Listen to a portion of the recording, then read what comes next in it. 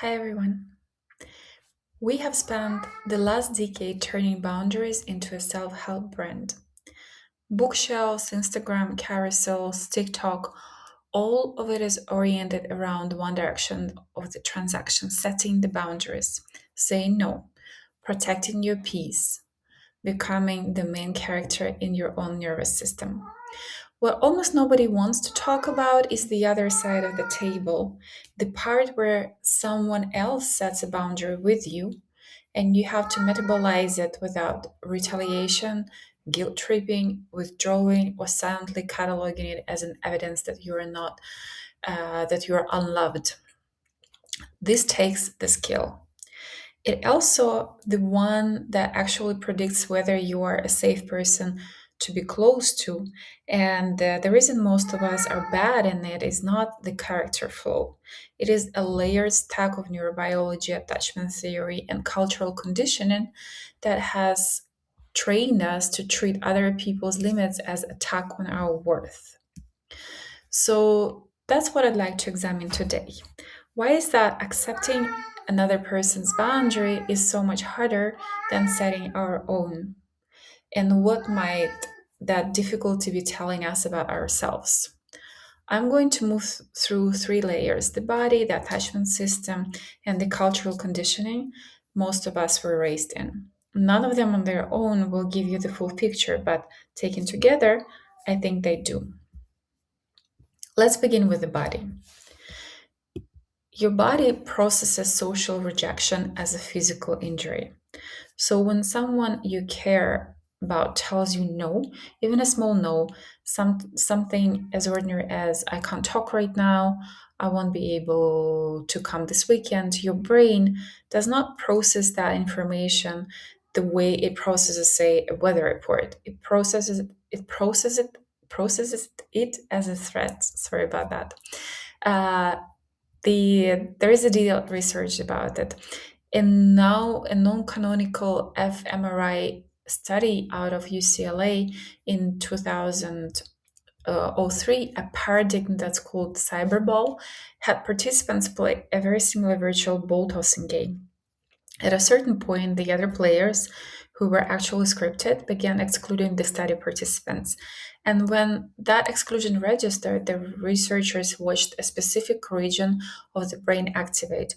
It's called dorsal anterior cingulate cortex and anterior insula, the same regions that light in response to physical pain. The study was published in Science under a title that summarizes the finding with uncomfortable precision. Does rejection hurt? And the answer was yes, and not metaphorically. Subsequent work has reinforced and complicated the picture. In 2011, a study by Ethan Cross and his colleagues showed that intense social rejection activates somatosensory regions associated with physical sensation. More recent meta analyses have argued the overlap is less literal than the original framing suggested, and the core finding is that your brain holds being shut out as a threat worth mobilizing resources against. Now translate that into the moment we're discussing. A partner says, I need some space this weekend. Your logical brain understands entirely that these are reasonable requests, but your limbic system does not care what your prefrontal cortex, your logical brain, understands. It has just detected a small instance of social exclusion, and it is flooding your body with the same chemistry it would release if somebody had physically chased you out, and that feels unsafe. The tightness in your chest when someone sets a limit with you, the heat in your stomach, the compulsion to respond immediately, those are the sign of a threat response, fight or flight response, that has been activated in a situation that is not actually threatening. Accepting a boundary from another person is not a value problem. It is a regulatory skill. People who handle other no's gracefully have, through luck or hard work, built the capacity to sit with a mild threat response, with uncomfortable feelings, without acting on it. Most self help content is about being a good friend who respects the boundary. Skip this layer entirely. Remember that your discomfort when your partner asks you for space or your friend is biologically closer to being to a stubbed toe than a spiritual crisis. That reframing is liberating from one side, but it costs you the ability to call your reaction profound and true. The attachment system is scanning for abandonment. That's the second layer.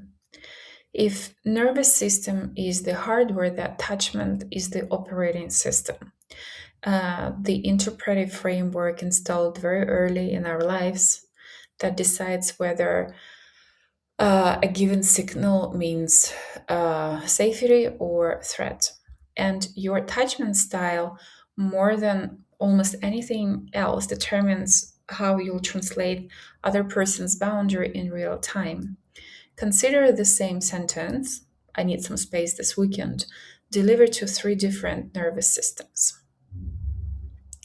Radically different translations. If you lean towards an actual anxious, preoccupied pattern, I need space is not information. It's the first tremor of something larger. It is the beginning of the abandonment, of the end. And you already, without meaning to, are 10 moves ahead in your head, imagining the distance, the eventual disappearance, and you start protesting. You over explain, you over text, you over apologize, you cling, or you go cold. You anticipate the loss that you're certain is coming. So, none of this is a conscious manipulation. It is a very young part of you trying to prevent something that is not happening in reality. If you lean towards a dismissive avoidant pattern, the same sentence registers differently. So a part of you welcomes the space, but another part resents being asked for it because it means um, a subject for conversation, and conversation requires engagement. And you've organized your life around avoiding this engagement. So you decide the other person is being dramatic. So you withdraw as a punishment for the requests of engagement. And the relationship does not rupture right there and then. It just slowly loses the altitude. There is a disorganized attachment style as well, and then the person would be moving between those two responses, which is extremely exhausting, as you can imagine. So, only securely attached people, and the research suggests that roughly half to 60% of the general population, and this number drops significantly in clinical samples. And in my experience, too, I work with quite many insecurely attached people. They are reliably able to receive another person's limit, a limit as an information rather than a threat. Attachment patterns are not destiny, but they're not style preferences either. It's not something that we choose to be. They were established through interactions with our earliest caregivers, and they run in subconsciousness. Um, they do not rewrite themselves because, uh, well, you can read a compelling Instagram carousel, but it doesn't settle in your brain right away. They rewrite themselves slowly through consistent corrective experiences. The therapeutic work, long relationship with people that hold limits while maintaining the warmth, the closeness. Um, so if you can recognize yourself in what I'm describing, if you're someone who struggles to receive another person no without flinching or retaliating, notice and build awareness of your thoughts, feelings, and body sensations, and then put some work into changing it. And yes, it is always work. There is no magical pill for that, for changes. Let's dive into the most invisible layer, that's cultural. It's invisible because we live in it. We live in it every day. So many of us were raised in what family system theorists call enmeshment. The term was formalized in 1970s, and uh, the experience, I think, is recognizable to many of you. So, enmeshment describes a household in which individual separateness is treated as a betrayal. So, a closed bedroom door was interpreted as rejection. A parent's mood was somehow assigned to you to manage, and the phrase "we don't keep secrets in this family" was deployed not as an act of intimacy, but as means to deny you your privacy. Saying no to a family gathering was basically an attack to what has been sacrificed for you. If any of that is familiar, even a little, then as an adult, when someone you care about draws a line, your body does not register it as a neutral information. Again, it counts as a violation of the contract that you were raised under. The contract was your interior state is everyone's business, and everyone's interior state is yours, and have to um, you have to comply. If you opt out of this arrangement, you're failing, you're not a good person. So layered on the family level enmeshment, there is a culture level enmeshment. So depending where and how you were raised and which tradition shaped you, you absorb some version of that idea that saying no is not an uh, is an ethical lapse, basically, that your virtue is availability, that good people override themselves for others, and real friend is always there, which is like never absent. These traditions are not interchangeable, and you don't want to flatten them, but they share a common assumption that self limitation is something to apologize for. For those that are coming from Eastern Europe, I think it's like super familiar. We say that me, we have a letter for this, is the last letter in the alphabet. So first you think of the others, attend to the others, and only then you think about yourself. So the same conditioning that makes it difficult for you to set boundaries is precisely what makes it difficult for you to accept them as well. So it's one wound from two angles. If you were raised to believe that good people override themselves for others, then when somebody in your life refuses to do the same, they honor their limit, their boundary cleanly without an apology, then they're breaking every rule that you are pushing yourself to uphold. And of course, you resent it. Of course, it feels unjust. They have declined to pay a fee you have been paying your entire life. And deep down, it feels like betrayal. And this is why, and I say this with care because I think there are many of us out there, a great number of people who identify as givers, as the ones who are always there, are terrible at being told no to. The givingness is not a pure generosity, it's a bit an ask for mutual self erasure, for the absence of boundaries. And when the other person declines that, the closeness, the feeling of closeness that would have been there, gives way to resentment. It might have it might have been uncomfortable what I just said. So I would gently suggest that the discomfort of this is a point. It means that I kind of like push the right button. So what can we do about all of this? I don't want to give you a formula because I don't think it exists. And accepting another person's boundary is not a communication skill that you can pick up over the weekend. It's a consequence of the inner work done thoroughly enough that someone else's no stops feeling like an earthquake inside of you. There are a few elements that might genuinely help. So, the first is learning to feel your body alarm without acting on it. That's a nervous system capacity, and it's built through slow, patient repetition.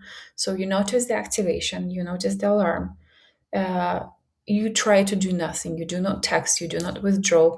You breathe through it, you wait, and you allow this wave to move through you. So the next time when it happens, the wave might feel smaller, and just slowly it diminishes until it becomes really minimal. That's the entire mechanism of this practice. The second one is learning to distinguish in your body between someone rejecting a behavior or somebody is rejecting you. A partner saying, I don't want to talk about that, does not say, I don't want you. A friend saying, I cannot do this weekend, doesn't say, I don't love you. This sounds elementary, super simple, but in attachment terms, many of us cannot make distinction in real time, in real life. Until you can, you will continue to make other people's limits mean something about your worth, and and you will exhaust every relationship you have. The third is permitting yourself to grieve. And this is the piece that people want to skip or they don't think about much. Um, but the work will fail if you don't. That's my belief. Other people's boundaries are often a real loss. For example, your friend may genuinely not be as available any longer as they were once. So your parent might generally not have the conversation in them that you always wanted and you still want. Your friend, your partner might generally need more space and more solitude that you'd prefer in the moment. And they're not problems to be solved, they are losses to be mourned. And you refuse the mourning, the grief will find the way out as resentment, as coldness, as withdrawal. And we don't want that. And the fourth, and I will leave you with this, is as follows. Most boundaries are not about you. When somebody draws a line, in almost every case, they're drawing it in response to their own capacity, to their own history, and to their own values. You happen to be standing near that line, and you're not its subject. And the more mature version of you, the one you're trying over time to grow into, is the one that can hear, I need this, without turning it into a question about your worth. It's again about not making it your worth. The people in your life who can set clear boundaries are not doing something to you. They're doing they are in many cases handing you the map, the most honest map of themselves that they can draw. And you not being able to read this map's information correctly doesn't mean that the map is wrong. And also the fact that you cannot read the map tells something about you. It's about your territory, your map inside, if it makes sense. In simple words, if you cannot accept the boundaries of other people, what does it say about you? Why can't you go there?